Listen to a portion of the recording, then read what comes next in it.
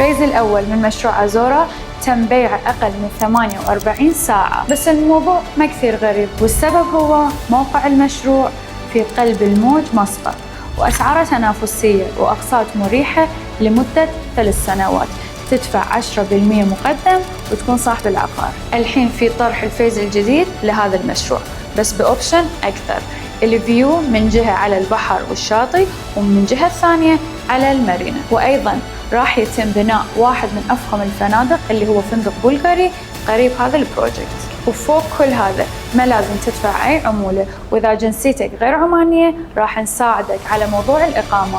إذا مهتم ارسل رقم 2 في الكومنت وراح أساعدك.